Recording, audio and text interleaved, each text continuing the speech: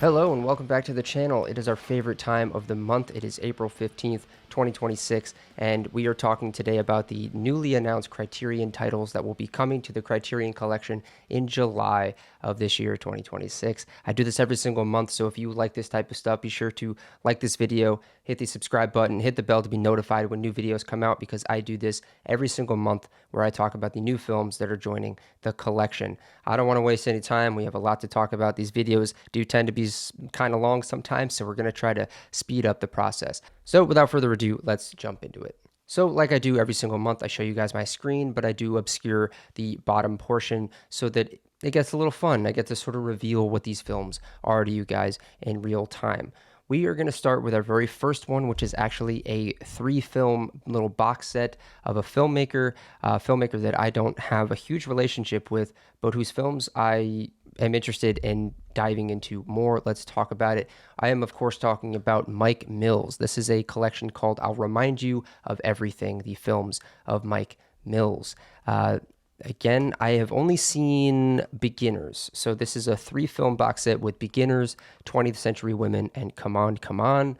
I didn't see 20th Century Women or Come On, Come On when they came out, and I kind of wish that I did. I remember hearing great things about them, but I remember really loving Beginners. I saw that back in high school, I want to say, and yeah, I mean, from what I remember, I really enjoyed it, but I got to dive into his work a little bit more. I really love this cover art too. This sort of like scrapbooky little feeling to it. It's got a little Nikon camera here, which I think is a Nikon F3, which I have somewhere in this apartment. I don't know where it is, but I actually own that camera. Anyway, let's talk about this little blurb right here and find out what this box set is about. So it says, the legacies we inherit and the ones we pass on form the heart of writer-director Mike Mills' family portraits, inspired by his own experience. Both personal and panoramic, the films collected here, Beginners, 20th Century Women, and Come On, Come On, set their stories of parents and children against the backdrop of a changing America. From the 1970s to the present, anchored by performances of depth and wit, from the likes of Christopher Plummer, Ewan McGregor, Annette Bening, Greta Gerwig, Elle Fanning, Joaquin Phoenix, and Gabby Hoffman, these 3 films compose a mosaic of Mills' own life from boyhood to fatherhood, and of the people, places, music, and memories that marked him along the way. This is incredibly exciting. I mean, again, these are contemporary films. I mean, the first one is from 2010. And I remember when all of these films came out. I remember people talking about them. I remember when Come On, Come On came out, and it was in sort of the awards conversation that year, and then I think it kind of missed out on a lot of awards. But Mike Mills is one of those filmmakers who I hear people talk about quite often, and I don't know if he has more films than this or if this is just a collected trilogy of personal films for Mike Mills, or if he has anything else. I could look into that. But let's look at the special features that we are getting with this 4K Blu-ray, or you could also just get them in Blu-ray, but this 4K Blu-ray 6-disc box set. We get the digital masters of the films, 4K digital master of Come On, Come On, audio commentaries on all 3 films featuring Mike Mills, new documentary featuring Mills in conversation with filmmaker Kirsten Johnson, making of programs of each film, music videos directed by Mike Mills for Airs, All I Need, and Talking Heads' Psycho Killer. I had no idea. All right, that changes things. I had no idea that Mike Mills was a music video director, or that he directed the video for Psycho Killer. That's I think that was a new one. That was like just released last year, now that I'm thinking of it. It's not like the original music video. I think it was a new video that came out. I remember they put that on the Criterion channel recently. Additional films by Mills, Deformer. Oh, so it comes with other films? Additional films, Deformer from 1996, Eating, Sleeping, Waiting, and Playing from 1999, The Architecture of Reassurance from 2000, A Mind Forever Voyaging Through Strange Seas of Thought Alone, and I Am Easy to Find. That's the national short film. Or I guess maybe it's a feature film. It's the entire album of the Nationals, I Am Easy to Find. I love that album. Yeah, man, I guess I didn't realize how much Mike Mills was like in the culture of things that I love. We also get an appreciation by filmmaker Joachim Trier in an interview with Mills about his work outside of feature filmmaking. And apparently this cover design was done by Mike Mills and Osk. I don't know who Osk is, but it was done by Mike Mills himself, which is also extra cool. Let's look at some of the stills down here. stills of Mills. Here's some trailers and stuff. There's Ewan McGregor in Beginners. There's Annette Bening in 20th Century Women. There's Joaquin Phoenix in Come On, Come On. Yeah, I mean, again, I remember watching Beginners, and I don't remember anything about the plot, but I do remember being very moved by it. I'll have to go back and revisit it, and I'll have to visit for the first time 20th Century Women and Come On, Come On. This is incredibly exciting, and I love when we get box sets like this, and I love when we get a collection of an artist's work, and I especially love that we're getting all these additional films down here from Mike Mills. You get so much extra content with all of this stuff, which is awesome. Let's go see what else is coming out in July of 2026. All right, so that is one down. We have 6 to go. And up next is one that I have never heard of before, and it's a filmmaker I've never heard of before. So let's just go ahead and click on it. This film is called Cruel Story of Youth, directed by Nagisa Oshima. Nagisa Oshima is a filmmaker that I do not know anything about. I've never seen any of their work. And I've never heard, I feel like I've heard this title before, but I don't think I know anything about this film. So I love this cover design. And it seems like it's going to be some sort of maybe romance drama coming of age sort of thing. That's my first guess. This film came out in 1960 from Japan. Let's go ahead and read the blurb. A scorching tale of toxic love in a toxic world, Nagisa Oshima's second feature film marked the artistic breakthrough of one of the most radical voices in the history of Japanese cinema. Caught in the dog-eat-dog crucible of post-war Tokyo, teenage lovers Makoto and Kiyoshi turn to a life of crime, not where I thought that was going, entrapping lecherous middle-aged men in order to extort their money. But how long can the wayward youths outrun their fate? Bursting with vivid color, this visually scintillating, furiously nihilistic film howls with rage at a society in which everything, love, sex, and youthful idealism has been corrupted. That immediately just shot up my my list of things that I want to watch immediately, because that sounds so interesting. And I've heard the name Nagisa Oshima before, but I've never seen any of their films. One of the most radical voices in the history of Japanese cinema. I'm surprised that I haven't actually taken the time to check out this filmmaker. Let's see what we get in this 4K Blu-ray special edition of this film. We get 4K digital restoration with uncompressed monaural soundtrack. We get something called A Town of Love and Hope, the first feature film by Nagisa Oshima. We get Tomorrow's Sun, a short film by Nagisa Oshima, interview with film scholar Tony Raines, trailer and an essay from film critic Chris Fujiwara, and this new cover by Miriam L. Roweni. I really love this cover. I love how much it pops and how much of a story it tells. And really, I did not expect this to be a crime film, but the idea of extorting money from lecherous middle-aged men is so fascinating to me, and I'm very curious. Kind of has, it almost feels like a little bit of a Bonnie and Clyde, but like, or mixed with like the Grifters or something like that. So let's scroll down. Oh, and this is available on the Criterion channel if you want to watch it before July, before considering if you're going to pick this up during the next sale or whatever, if you're going to pre-order this. Let's take a look at some of the stills down here. All right. Yeah. I mean, we get that little like sort of love story feeling in here. Maybe in here they're picking up some old men or something like that. Yeah, it looks beautiful, man. Oh, I love that. That is beautiful. The beautiful, vibrant color, widescreen image. Yeah, I'm incredibly excited to check this out. Probably going to end up putting it on my list on the Criterion channel so I could watch it and then maybe consider picking it up in July. July 21st is when this one becomes available. Let's see what else is coming out in July. All right, 2 down, 5 to go. This is another film that I have never heard of and a filmmaker who I have never heard of. So let's just go ahead and click on it. This is a film called The Love That Remains by, oh man, I hate when I get a name that I can't pronounce. I'm going to try. I feel like I'm not going to get this right. Hinur Palmason. Hinur, I'm going to say maybe the L is silent. Hinur Palmason. I hope I'm pronouncing that right, and I know for a fact I am pronouncing that wrong. This is a film from Iceland, Denmark, Sweden, and France.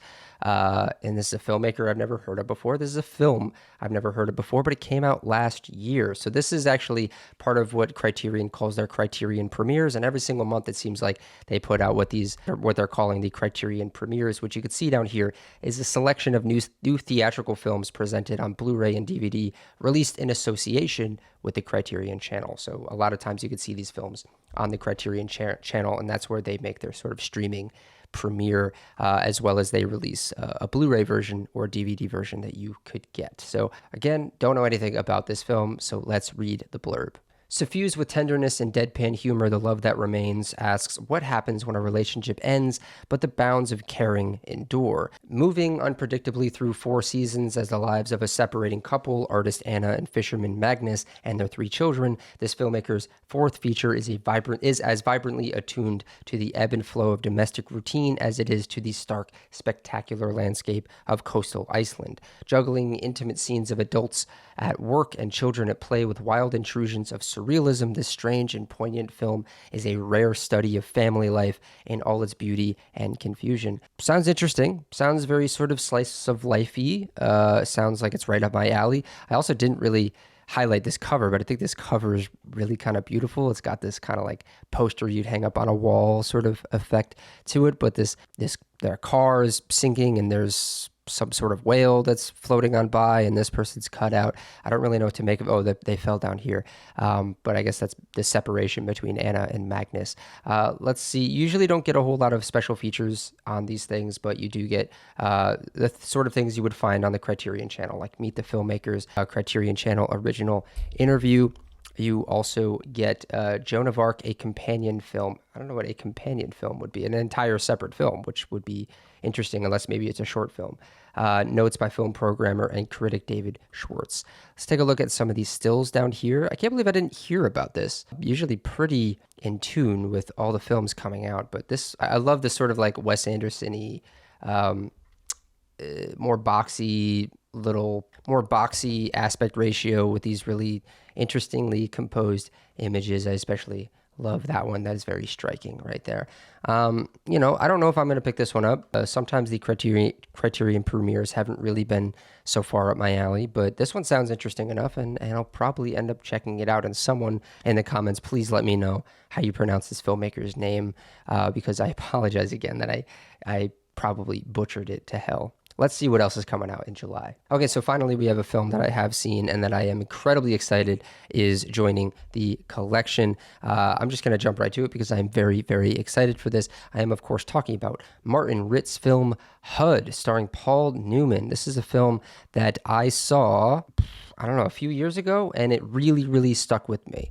I have a lot to say about this. I want to grab my DVD of it to show you guys. So I've only ever had this on DVD, so I am very, very excited that we are getting a 4K Blu-ray upgrade of this, and I absolutely 100% will be picking this film up. Of all of the films that are announced for July, this is the one that I am most excited for. This film looks incredible. It was shot by cinematographer James Wong Howe, and it is sort of, I hesitate to call it a Western, but it's got a bit of a Western feel to it.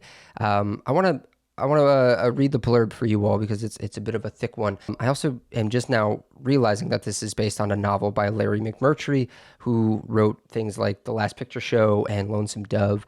And I might have to find myself a copy of this book because I would love to read it. But anyway, let's read this blurb first and foremost. A family's downfall becomes a stark elegy for the ideals of the American frontier in this quietly subversive reimagining of Western myths. In the 4th of his 6 collaborations with the progressive director Martin Ritt, Paul Newman created his darkest role yet as Hud Bannon, a charismatic but ruthlessly unprincipled rancher. Hud's ambition to seize control of an ailing cattle business from his tradition-bound father drives the family, including his worshipful nephew and worldly wise housekeeper, toward collapse. Winner of Academy Awards for Best Actress, Supporting Actor, and Cinematography, courtesy of James Wong Howe, whose austere black and white lends psychological dimension to the desolate Western vistas, Hud daringly rewrites the image of the heroic cowboy for a disillusioned generation. And I mean, I have to agree with I know I mentioned it already, but James Wong Howe's cinematography in this is absolutely stunning. There is one scene in this film that is going to be burned into my brain probably forever. And it's shot beautifully, and it really is sort of unforgettable. And I gotta say, this is probably one of Paul Newman's best performances, which is a big thing to say because he's such a well-known filmmaker and he had a lot of amazing performances. But I truly do think HUD is maybe top 5 for me Paul Newman performance. Let's see what we're getting inside this 4K Blu-ray special edition.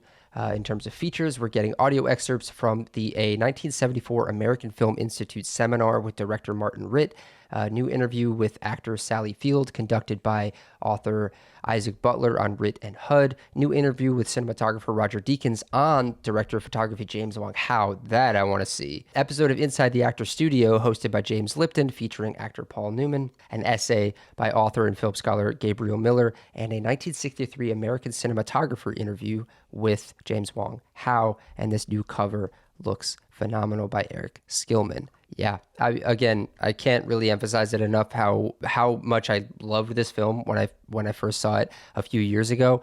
Definitely shot up my list, and for some reason Martin Ritt was a filmmaker that I just haven't really had the time to dive into. He's one of those filmmakers that shot up the list for me of people I wanted to study and learn more about and whose films I wanted to watch, but I just sort of haven't watched anything since HUD, so I might have to go do that. Let's take a look at some of these stills and hopefully you'll get an idea of what I mean when I say this film looks phenomenal. And the black and white cinematography is it's absolutely stunning. And really, again, I mean, Paul Newman is playing kind of a despicable, like, anti-hero character in this film. It was really playing against type at this time in his career. And yeah, really, really memorable film. So glad that it's finally joining the collection. I feel similarly to this as I do, maybe not to this certain extent, but the Bob Fosse film Lenny is joining the collection this year. And I feel similarly about HUD. This is when I saw this in the email, I jumped for joy. I said, yes, thank God I could finally put this DVD in storage and upgrade to a 4K Blu-ray because it really deserves it. It really looks phenomenal, and I have no doubt that the 4K restoration is going to look phenomenal for this. So anyway, that's HUD, directed by Martin Ritt, starring Paul Newman, based on the novel by Larry McMurtry. Let's go see what else is coming out in July. All right, so we've got 3 more to go. This is another one I am incredibly excited about because it is one that I have not seen, but I have no doubt I will be watching it before the end of the year. I don't know if anyone listens to the Blank Check with Griffin and David podcast, one of my favorite podcasts to listen to, and they do deep dives into director filmographies, and they are going to be covering this filmmaker very soon. Once they're done, right now they're talking about Peter Weir films, and then they're going to be talking about this filmmaker. I am, of course, talking about Martin Scorsese and his film Alice Doesn't Live Here Anymore, starring Ellen Burstyn and Chris Christopherson. This is one that I have been meaning to watch for a long time. Like every sort of cinema nerd, I've had my fascinations and obsessions with Martin Scorsese, and I've gone through probably like 80% of his filmography, and Alice Doesn't Live Here Anymore is one of the only ones that I have yet to watch. There's sort of a period in there of his films where I didn't get to, and this was an early one for him, and I think because of that, this film kind of gets forgotten a little bit and gets overshadowed by your Taxi Drivers and your Goodfellas and your Raging Bulls and all of that. But I have heard great things about this, and I actually just recently watched the Mr. Scorsese documentary on Apple TV, which I highly recommend, and they talk quite a bit about Alice Doesn't Live Here Anymore. So I'm going to go ahead and read the blurb because I don't really think I know what this film is about. Let's go ahead and read it. Martin Scorsese infuses the classical maternal melodrama with a brash spirit of the new Hollywood in this zeitgeist-capturing feminist tale of a woman finding her footing in a patriarchal world. An Academy Award-winning Ellen Burstyn shines as Alice Hyatt, a newly widowed mother who, with her precocious son Tommy, takes off across the Southwest to pursue her dream of becoming a singer along the way, learning to live on her own terms even as a new romance with a rugged rancher tests her growing independence. Boasting vivid supporting turns by Diane Ladd, Harvey Keitel, and Jodie Foster, this irrepressible look at starting anew overflows with warmth and humanity from each bustling frame. So yeah, so right from the beginning, right from the outset, you could see Martin Scorsese tackling a lot of the themes and a lot of the sort of stylistic flourishes that he was going to be tackling in later films. Let's see what comes along in this in the special features of this 4K special edition.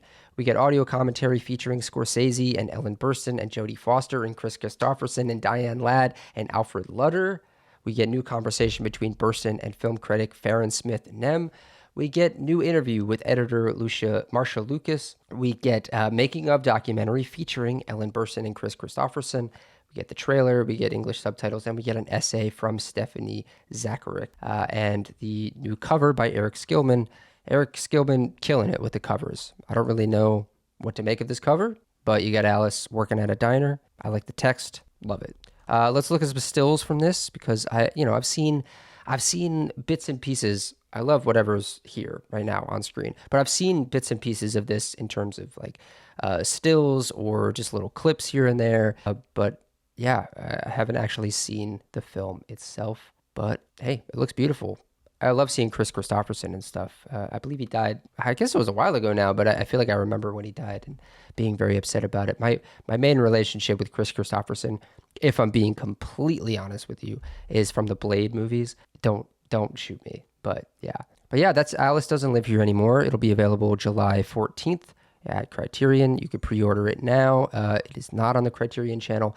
But yeah, I will definitely be checking this out because I have a lot of other Scorsese films that I need to tackle, and this is one of them. So let's see what else is coming out in July of this year. Okay, we are down to our final two films, both of which I have heard of, but I have not seen, one of which is, I would say, a pretty beloved among a lot of the cinephile crowd. And it's a filmmaker that's very beloved. We'll get to that. That's the last one. But first, we are talking about this film right here, which is Neil Jordan's The Crying Game. Again, I have heard of this film. Came out in 1992 from the UK. I don't know much about Neil Jordan as a filmmaker, and I don't really know much about this film. I do really love the watercolor design of this cover, though, and it is very much intriguing me. Let's go ahead and read what this film is about from the blurb. Neil Jordan's emotionally stunning international sensation overcame the barriers between independent and mainstream cinema to become one of the defining films of the 1990s. That's probably why I've heard the name before. I've definitely just heard people mention The Crying Game, but I still have no idea what it's about. Let's find out more. Set against the turbulence of the Troubles in Northern Ireland, The Crying Game is a puzzle box of a film examining complex questions of loyalty, desire, and identity as it traces the fraught relationship developing between two wounded souls, Fergus, a former Irish Republican Army member tormented by guilt, and Dill, and the enigmatic girlfriend of the hostage whose death haunts him. As the film shapeshifts from political drama to noir-tinged thriller to bruising romance, what emerges is something beyond genre, a profound and indelible vision of human connection across all boundaries. I really love the sound of that. I love the idea that it shapeshifts from political drama to noir-tinged thriller to bruising romance. That is speaking my language. That is right up my alley. That lives with us on Earth. Let's find out what we get inside this 4K restoration. So it looks like that. This is a new film to the collection. This is spy number 1320. For some reason, I thought this was already in the collection, but we get audio commentary featuring Neil Jordan. We get new interviews with Neil Jordan and Stephen Ray, making of documentary from 2005 featuring interviews with Neil Jordan, Stephen Ray, and producer Stephen Woolley. We get alternate ending featuring audio commentary. Alternate ending, cool. Featuring commentary with Neil Jordan, English subtitles, essay from film critics Tasha Robinson and Willow Caitlin McClay, and this new cover by Sarah Singh, which again, I've already praised. I really, really love that. Let's take a look at some of the stills down here. Yeah, I've heard people talk about this, but never really heard many details. So actually reading that blurb was incredibly helpful. And I forgot that Forrest Whitaker is in this film too. I mean, it looks absolutely beautiful. It's got that noir lighting down to a T, which is awesome. Yeah, this sounds really cool. Here we have the cast and all of the credits down here. Jim Broadbent is in this film as well. Yeah, this is one that I definitely want to check out and possibly pick up on July 14th when it becomes available.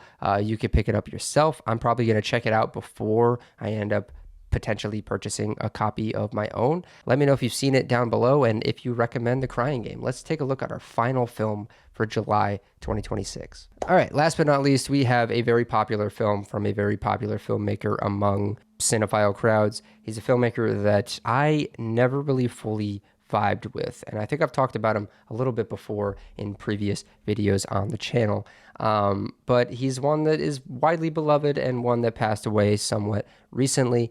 I believe, was it last year or was it the year before? I kind of forget, but I am of course talking about David Lynch and his film The Elephant Man.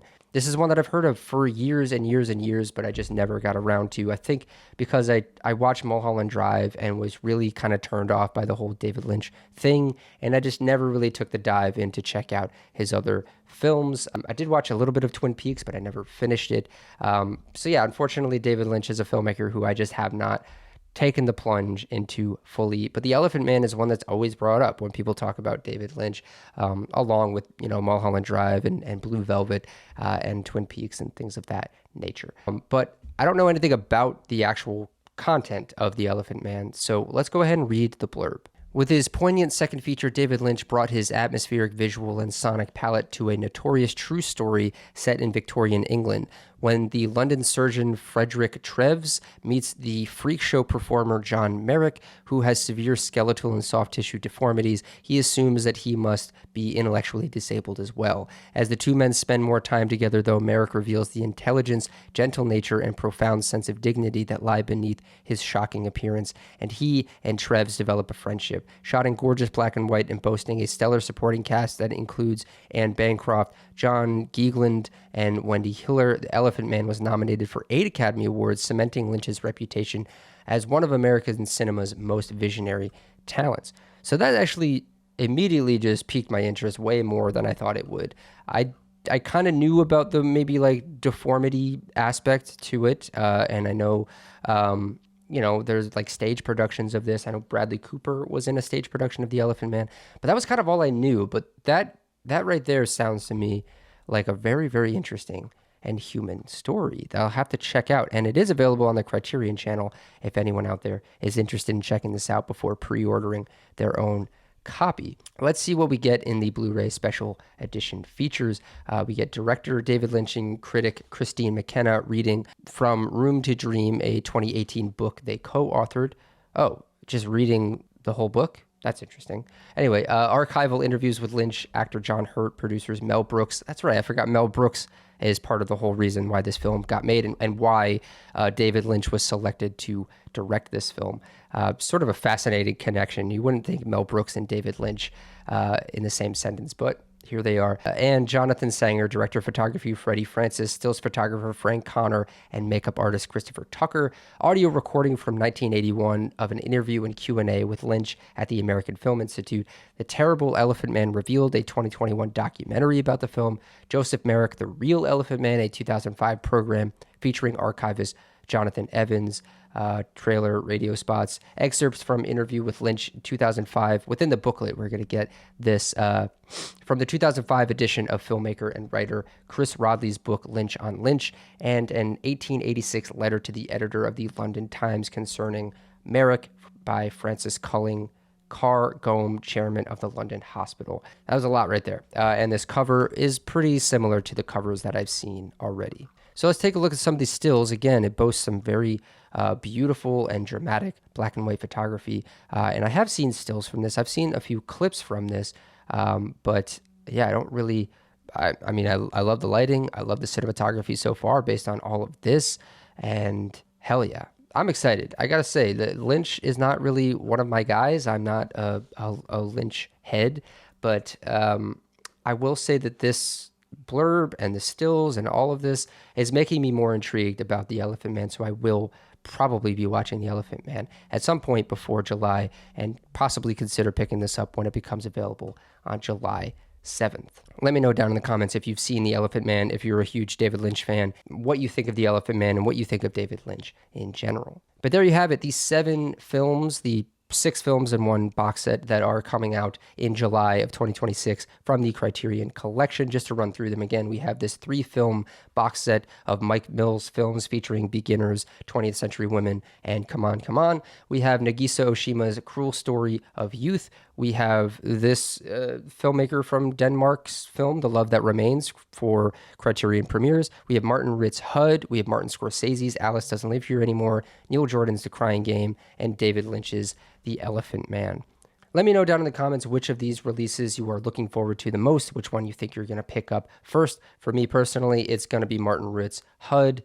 I love that film to death, so I'm very excited that it is now going to be joining the collection. Be sure to come back here every single month where I do this and talk about the films that are being added to the Criterion Collection. If you want a surefire way to do that, be sure to like this video, hit the subscribe button, and hit the bell to be notified when new videos come out on this channel. You can follow me on Letterboxd so you can see what I'm watching when I'm watching it. You can check out my podcast where I talk about movies with people who love movies, and if you want to be a guest on my podcast, all you got to do is send an email down to the email down below, and we'll get you on the show and talk about movies that inspire you and talk about movies that maybe were formative to your life growing up. That's going to do it for me. I'll see you all next time.